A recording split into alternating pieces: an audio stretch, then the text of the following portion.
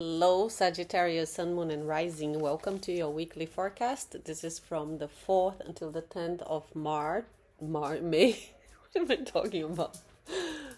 From the 4th to the 10th of May. Man, my dog is driving me crazy. Go away. And my house is full of mosquitoes. God. Let's go back. Welcome to my channel. I'm Raissa Lima. I'm an astrologer using Western Tropical Zodiac astrology and the whole house sign system, putting your sign, at 0 degrees in the ascendant line, as you can see here straight away, because I'm already sharing myself, sharing my computer, sharing everything with you. Let me put this one here. It's better like this. Yeah. So let's see what's going on. Sorry, I'm gonna do something. Cross my legs. I'm a Sagittarius. If you don't know, I'm a Sun Sagittarius. I have a stellium in Sagittarius. I have my Sun, I have Mercury, I have Neptune, and I have Mars, all in Saggy. But I'm a Capri rising. But anyway, I'm one of you. I feel I'm one of you anyway. That's my ego. And let's see what's going on as we start the week. So I was saying before, I recommend that you start watching for your rising first, because as you say, I put Sagittarius 0 degrees in this line, which is the ascendant line. So that makes sense for rising Sagittarius more than, it does make sense as well for the sun and the moon, but the rising, the houses will fall into places, okay? And the themes of the houses will make sense. So anyway, let's start. We start on Monday, the 4th, and we have the moon in your sign, in our sign, in Saggy, and it's opposing Venus in Gemini. So that the day starts already with I'm sorry to say, like I feel it myself, yeah, wanting connections, wanting to, you want connection but you feel misunderstood, you're craving freedom but you also want attention. Yeah, you say one thing and you feel another. So it's because the moon Sagittarius wants truth and space, but Gemini Venus wants connection and conversations. Yeah, I want to flirt, want to be seen, want admirations, and yeah. So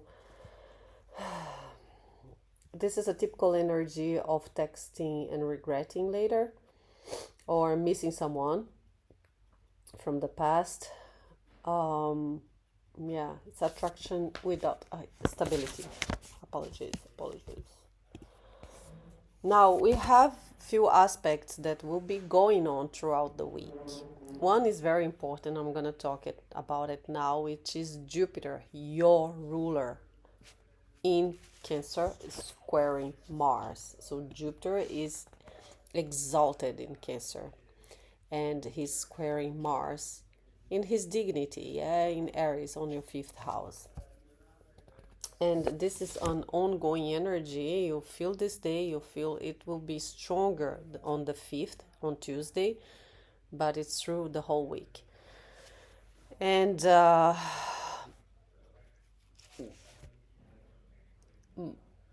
Mars is in your 5th house, the house of pleasure, but it's the house of creation, procreation, of children. There is a big drive, there is a big energy here. Yeah, romance, sex, hobbies. So you want to have fun, I want to have fun.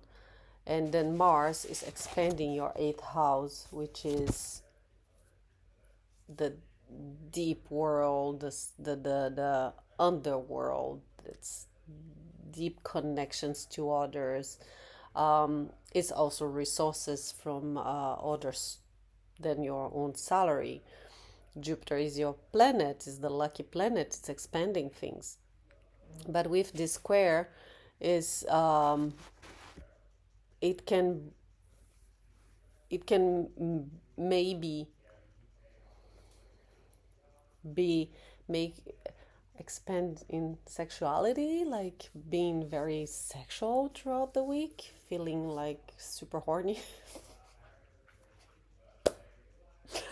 Oh man, I have to say that's how when I see things like I don't know, could be um, or not not being very responsible, or just like I just want to play, I just want to have fun, I just want, I just want to go kite surfing. That's what I do, or yoga, whatever. Or you have this drive, yeah, to enjoy life, to have pleasure and pleasure and pleasure. The downside is pleasure. It could also mean food, could also mean the body and overdoing and overexerting yourself, and leading to a slight burnout, irritation, overeating. So yeah, be mindful. Overreaction, overconfidence. Uh, and then another, yeah, that's what I have for you, Sagittarius. Sagittarius. Because later on in the evening, the moon will trine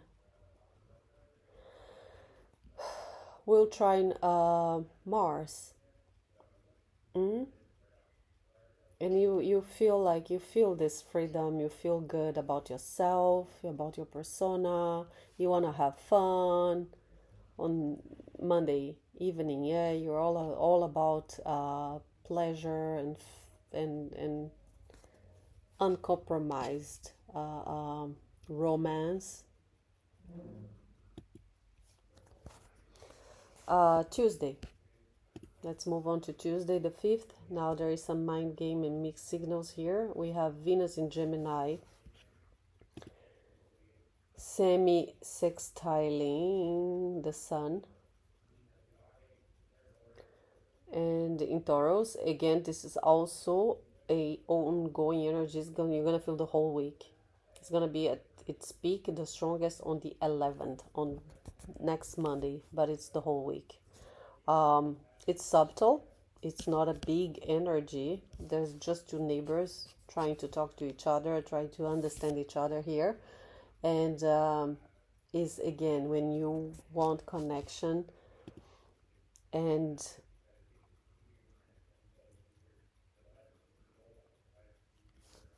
interactions are not fully aligned. Um, Attraction is there, but satisfaction isn't. The Sun in Taurus on your sixth house could signify something about your health. Yeah, you might need to get more sun. You feel like being the sun, or you want to take care of your body. Sixth house is your routines, your daily tasks, your works, your employees as well. And Venus on the seventh house is about flirting and fun and pleasure and romance and um, like I don't want to go to work. I want to lie on the beach, and I want to get some sun and um, take care of my body. So this is a little bit of the energy here. It's very subtle, but it's going on the whole week. And take advantage actually, because the sun in your sixth house, it's good. It's giving you the energy for your routines, for the things that you do on a daily basis. Yeah, your work, your pets as well. Could be bringing a new pet, connecting to a new pet. Then we have also Mercury and Neptune. Mercury is also semi-sextiling Neptune. Same energy, very subtle, nothing big, but it's when the mind is softer, it's more intuitive, less precise as well. You might be reading into things, but you might be imagining scenarios when it comes, because he's on your fifth house. Yeah, Neptune's on your fifth house. Remember about romance. You might fantasizing and mixing your intuition with assumption. We have Mercury also squaring Pluto. That's a big energy for the whole week. As I said, that goes on the whole week, and it's gonna be at its peak on the 6th, so the next day on Wednesday. And Mercury squaring Pluto is your mind, is your communication at work, in your routine. And Pluto is transforming and is power, control, struggles on your third house of communication, of writing, of selling, marketing. So there is a square, which I would say, let me check something. Mercury rules your 6th and your 7th house. No, sorry, your 7th and your 11th. No, oh my God, your 7th and your 10th house. I'm crazy. Career, partnerships, and Pluto, Mercury. Yeah, Pluto rules your 12th house. I want to see that again. Okay, you might be going through either a deep transformation in your social media life as well. It could be that you're coming with a new platform, or you start a YouTube channel like I did a month ago, and you're struggling in doing that, in communicating, or this is too much of an extra work, and you don't know how to do it. Or it's not that you don't know how to do it, but it's you're overthinking and unable to take the first step.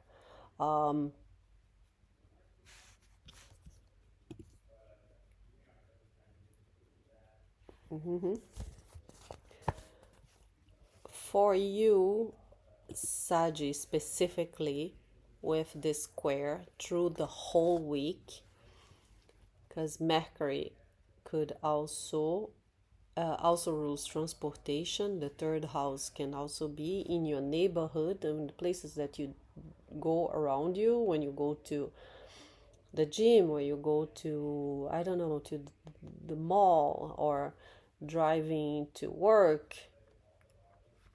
Be careful through the week with accidents on transportation, because also Pluto also rules your 12th house, which is the house of hospitalizations. Or that could also mean that you might receive news from one sibling that could have some procedure and be in hospital. Nothing serious, I don't know, or maybe serious, but those are the themes. They are related. So it's a square. It's not a tension between, again, the mind, the head at work, and Pluto here on the third house of writing, selling, communication, neighborhood, siblings. All right, so those are the themes. Let's go to Wednesday. And this is going on the whole week, by the way. On Wednesday, we have the moon entering Capricorn on your second house. And there is a little story here with the moon's gonna first square Neptune, then it will trine Mercury, and then it will square Saturn. And yeah, so in the morning when you wake up, it's gonna be around 5 a.m., 6 a.m. in the morning. I mean, it's gonna be all night, but at its peak, let's say early in the morning, that the moon is squaring Neptune, and the day starts very blurry, with low energy, with low clarity, emotional confusion, slightly slight sadness. You feel disconnected. You don't wake up feeling great, and then at midday there is a trine with Mercury. So then there will be some communication, some conversations that will help you go through the day. You feel good again. Your thoughts become more structured, a lot more. It's all this earth energy, your practical mindset and stable. It's when you start, everything start make sense again. Yeah, you can organize your thoughts, you can ground yourself mentally, and it's probably at work, when you're at work or something. Sorry. And then in the afternoon, the moon square Saturn. And then that's when reality taps your shoulder again. You feel heavy. You might feel responsible. Responsibilities will be calling loudly here, and you feel restricted or tested. Again, Saturn is in. Saturn rules your second house, which is the house of your money, values, possessions, self value as well. But he's on your fifth house. So you might feel restricted with money, or you can feel very responsible in your, in with your expenses when it comes to your the things that you like to do, your pleasure, and yeah, that you need to set up some boundaries here. So that's how the day goes. Okay. Then if we move to Thursday the 7th, now we have the moon in Capricorn trining the sun in Taurus in the afternoon, and then it's going to be opposing Jupiter. No, not in the afternoon, in the morning, sorry, here in Dubai. Opposing Jupiter and squaring Mars. Little story again. And then plus on this day we have Pluto going retrograde on your third house. So now Pluto retrograde means that all the energy, Pluto is here to transform something. Transform through detachment. Your third house is the house of the mind, the communication, how you think, how you speak, how you write. It's the house of selling, marketing, publishing. Is the house of siblings and things in the hood. Short distance travels like domestic trips, and early learning like school, like up to high school and stuff like school learning. So Pluto is transforming something here through the next years, yeah, and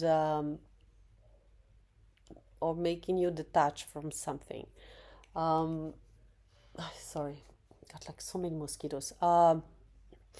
Now this energy was outward, is going inward, is going into the self. Is the way you think, the way you speak, and the way you communicate that will be changing, that will be transforming, and you'll feel it more in deeper on the self. Now on Thursday, we say that the morning starts quite grounded and focus, and with that's on Thursday. Yeah, it's very good, like for work with money and everything. Is very, the sun is highlighting your second house, which is your possessions, money, and all of that. So it's a pretty good day. You know what you're doing at work, in your routine, you're doing very well. But then by midday, the emotions will expand with Jupiter, your ruler, here on the 8th house. 8th house, again, can be is the house of is psychology, is the house of transformation. of circulation as well. Is the money that you make and how you expend that. You spend this money as well. Could mean something. And we have a square into Mars. Okay, so the morning, as I said, your ground, your focus, everything's going well. And then when the moon opposes Jupiter, it can bring some overreaction, overthinking, overgiving, overspending, especially here. Yeah, second and eighth house, spending too much money. You go to lunch and you end up with like eating caviar, drinking champagne, and paying everyone bills. And this will trigger the Mars, bringing impatience, irritations, and emotional reactions. So you latch. You go from being calm, the day starts well, grounded and everything, and then it's like at the end of the day, you're just gonna explode. Now add Pluto retrograde to the mix because this is important. So something shifts internally, but it's not about reacting to others anymore. You might explode still, but you're realizing why something triggers you in the first place.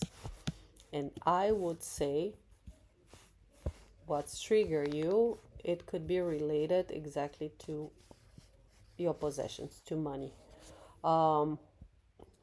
Type of pattern of overgiving. Yeah. Friday. Let's see. Breakthrough and detachment. Friday is a nice day because now the moon enters Aquarius, and that's detachment all the way. It gives you some distance. Yeah, the moon is like stepping out of your emotions and being into this observation. Aquarius has a lot to do with Sagittarius. They crave freedom like Sagittarians, and they are future oriented. Yeah, they're very detached. So the moon, as soon as it enters Aquarius, it's gonna be around for us here in Dubai at noon. It will trine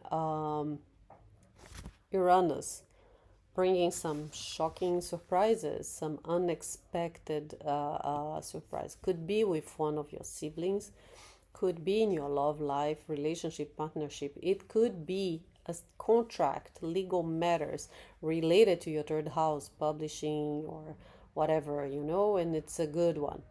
Yeah. If you receive anything, you need to sign, you need to subscribe, you need to apply. That's a good time to do it.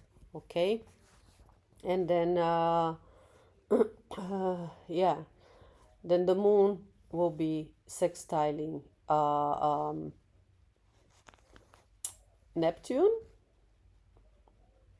in your fifth house. So there is some intuition and emotional awareness.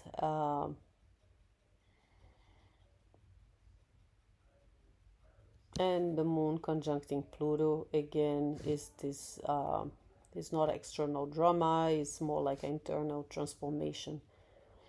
So it's a moment where something clicks inside of you, and you will know what it is. It could be related to spending, to money or something, or it could be related to something else. You're gonna have that click, and not loudly, but permanently for sure. And once you see, you cannot unsee things, right? Friday, let's move to Saturday the 9th. Now we have the moon in Aquarius. Again, a little story. It's gonna sextile Saturn in Aries, square Mercury in Taurus, then trine Venus in Gemini, and at the same time square the Sun in Taurus. So let's see what it means. In the morning, the moon sextile. It's gonna be in the morning, yeah, in Dubai, like 7 a.m. Saturn, and you're calm, you're grounded, you're in control, everything fine, emotionally stable, clear boundaries, practical mindset, all of that. It's very good for making decisions, planning things, doing things properly, structure yourself. Then at midday, the moon will square Mercury. And once again, that brings some miscommunication, overthinking, saying things that comes out wrong. It could be a sibling of yours. It could be a colleague, co-worker,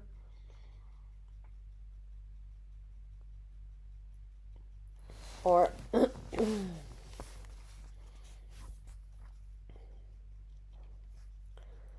it could be, yeah, you might have a one pet if you have pets. Not for everybody, but could apply for some of you as well, that one of your pet gets sick. uh Late night, we have the moon trining Venus. That's a good one. Oh yeah, that's why. When is it? Saturday. Yeah, Saturday night. Saturday night. You want to go out because Venus is in your seventh house, so you'll be all about flirting and communicating and talking and socializing. Detached. You're not. If you're a single here, this is beautiful. This is a beautiful. You could meet someone on Saturday night. And it could start something new, or you could meet a love through social media, Instagram, TikTok, whatever, or any platform as well, those apps like Tinder, blah blah blah. So dating apps, there is a nice support here for you to meet someone through social network media in your neighborhood, in the places that you go in the hood, yeah, around you.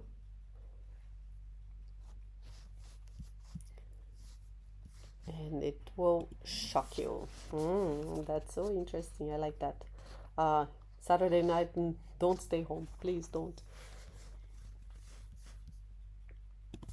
Sunday, on the 10th, we have a flow in a support in alignment here. So Sun in Taurus, sextiling Jupiter. The Sun is in Taurus and is sextiling your ruler, Jupiter. That's a very good, yes, very supportive. It's the most supportive aspect of the week. It's building up again. It's going to be stronger the next day on the 11th. And that's when opportunities open naturally and at work. So there is an expansion at work. You feel good. Confidences feel grounded. Things start moving forward. And yeah, it's alignment energy. And what we have on this day as well on Sun, we have what I call degree activation. Is some planets that go in, like you have Jupiter and the Sun, 19 degrees. You have Venus and the Sun at 19, Jupiter at 20, Mars 23. The Moon will be up to 24 in the morning. So you have planets between 19 and 24. That mean they all aspecting each other. They all in conversation with each other, and that creates synchronicities and meaningful interactions. Okay, so it's events that felt like it's meant to happen. Everything is connecting now on Sunday. So I would say, because Venus, your ruler, is involved in these connections, it's a time and it's a good luck and expanding and all of that. Is say yes to opportunities that come to you on Sunday. Trust the flow and allow things to come.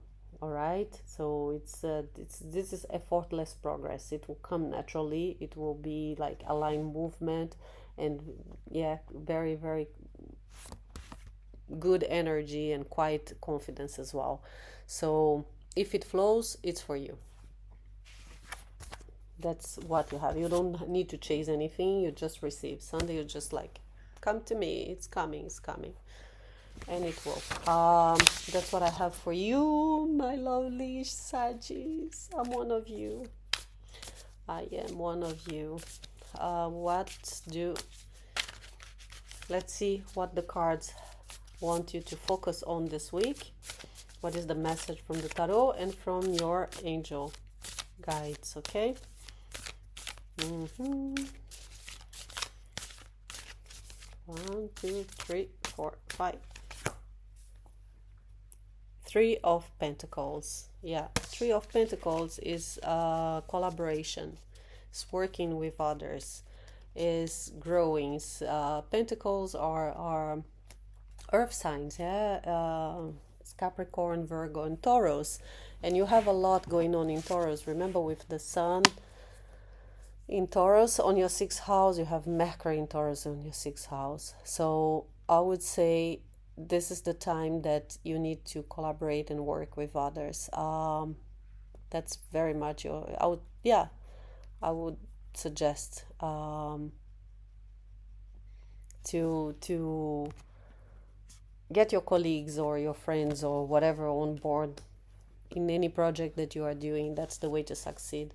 Also remember that the third house is your social network, and we need to collaborate. We need to do things with others if we want to grow some way. Yeah, alone you go faster, that's what they say, yeah, but together you go further. Garota.